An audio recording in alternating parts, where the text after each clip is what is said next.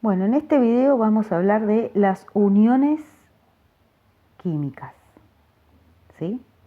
Los átomos se unen para formar compuestos, para formar sustancias.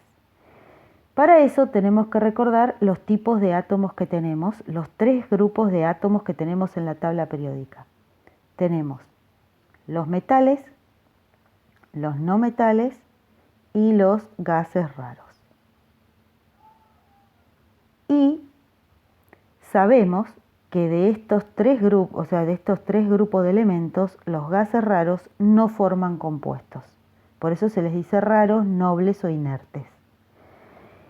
Entonces, lo que se cree es que los otros 2 que quedaron, o sea, los metales y los no metales, buscan unirse a otros átomos para copiar la estabilidad que tienen los gases raros, porque por algo no se unen a otros átomos. Si nosotros vemos, la mayoría de los gases raros tienen en su última órbita 8 electrones. Por eso se llama regla del octeto, porque lo que se dice es que todos los átomos, todos los demás átomos buscan unirse a otro átomo, negociar con los electrones de la última órbita para lograr esos 8 electrones de la última órbita, menos el hidrógeno que con 2 electrones se conforma.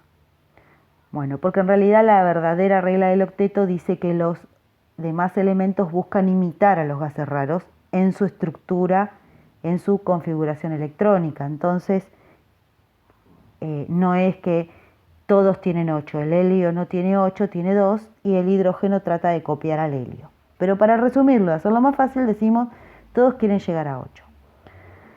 Bueno, de estos 2 que se van a unir, los metales y los no metales, tenemos 2 comportamientos distintos, porque los metales tienen pocos electrones en la última órbita.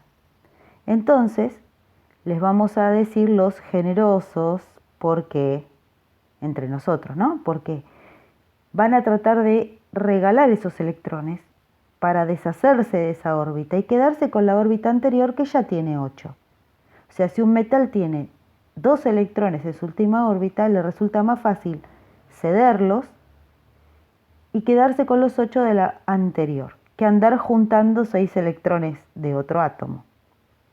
En cambio, los no metales, que les vamos a decir los egoístas, ¿sí?, son los que tienen bastantes electrones en la última órbita, son los más electronegativos, y lo que van a tratar es de captar electrones de otro átomo. Ellos están cerca de 8.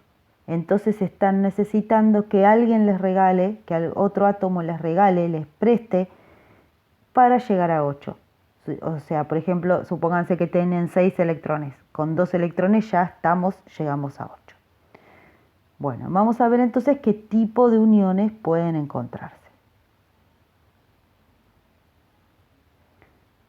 Tipo de uniones químicas. Primero vamos a arrancar con la metálica, que es más bien un concepto, porque no van a escribir compuestos de esto, porque es el metal con el metal. Metal con el metal. ¿Cuándo hay metal con metal? En un trozo de metal cualquiera, por ejemplo de hierro, como dibujé yo, o en una aleación, una mezcla de metales, ¿sí? Como hierro con cobre, como en el bronce, ¿sí?, donde los metales se han fundido y forman como si fuera un metal, es una solución metálica, y hay todos átomos de metal que no quieren los electrones de la última órbita. Entonces, como ninguno los quiere, se lo dan al átomo de al lado, pero el de al lado tampoco los quiere, los electrones empiezan a girar por alrededor de todos los núcleos. O sea que todos los núcleos se comportan como un gran núcleo, y todos los electrones de todo girando por alrededor. Eso que acabo de dibujar se llama la nube electrónica. Son esos electrones que nadie quiere, que están girando todo el tiempo.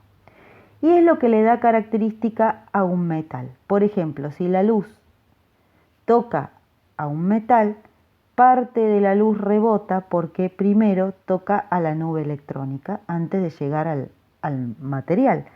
Entonces, desprende un brillo y por eso todos los metales brillan. Después, si nosotros acercamos una carga eléctrica a un metal, sabemos que el metal es buen conductor de electricidad. ¿Y eso por qué es? Porque los electrones están muy sueltos y se pueden mover para donde quieren. Y los metales suelen ser muy resistentes, se puede hacer alambres, se puede hacer planchas, se los puede doblar, se los puede moldear, porque esta estructura que tienen los hace muy fuertes. O sea, ¿qué quiere decir? Todos los núcleos juntos, unidos, comportándose como un gran núcleo, ¿no? Y todos los electrones girando por alrededor. Bueno, ahora, ¿qué pasa si queremos unir un metal con un no metal? Tenemos acá dos características opuestas. El metal tiende a regalar sus electrones y el no metal tiende a agarrar electrones. Por lo tanto, lo que va a ocurrir es una unión iónica, donde el metal, al regalar los electrones, se transforma en positivo y el no metal, al agarrar electrones, se transforma en negativo. Yo acá les puse un ejemplo del calcio con el oxígeno. El calcio tiene 2 electrones en su última órbita y el oxígeno 6. O sea que si el calcio le regala, perfectamente va a quedar el calcio 2 veces positivo, y el oxígeno 2 veces negativo. Cuando ustedes hacen una unión iónica, tienen que escribir la fórmula de Lewis, pero también tienen que escribir los iones, porque tienen que decir cómo quedó el asunto, ¿no? Está la fórmula de Lewis electrónica. La fórmula desarrollada lo que plantea es una rayita por cada unión. Cada unión iónica equivale a una rayita. O sea que, como acá hay 2 uniones iónicas, va a haber 2 rayitas. Y la fórmula molecular es poner un símbolo al lado del otro y la cantidad de veces que se repite el átomo como un subíndice. Como acá hay un solo calcio y un solo oxígeno, ya quedó ahí. ¿Sí? Muy bien. Y ahora vamos a las covalentes. Las covalentes son entre no metales, o sea, entre egoístas. Por lo tanto, ninguno de esos átomos va a regalar electrones. Acá no va a haber iones, va a haber préstamo de electrones, pero no regalo de electrones. Y hay 2 formas. La simple, que es cuando un átomo presta un electrón y el otro también le presta, se prestan mutuamente un electrón cada uno. Y en caso de que eso no me sea suficiente, o sea, en caso de emergencia, voy a usar la dativa, donde un átomo presta 2 electrones sin que el otro le preste.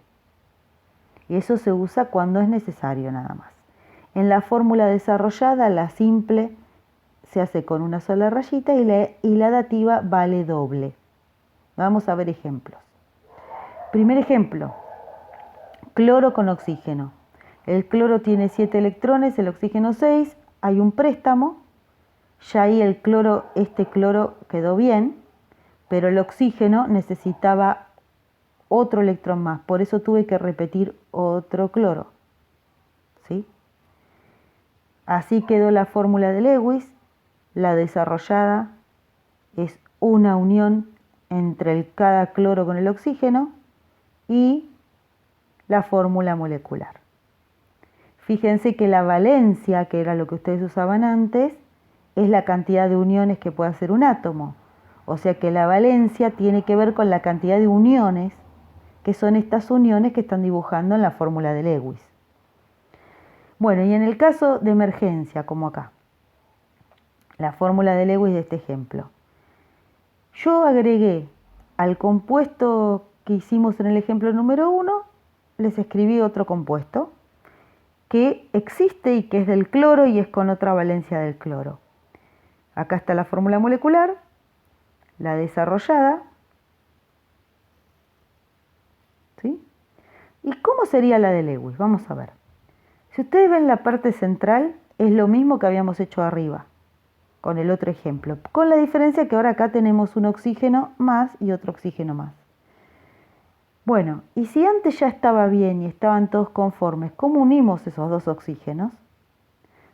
es un caso de emergencia. Ahí el cloro hace una dativa hacia el oxígeno. Entonces, cuando ustedes cuentan los electrones del oxígeno, también cuentan esos 2 electrones que le presta el cloro.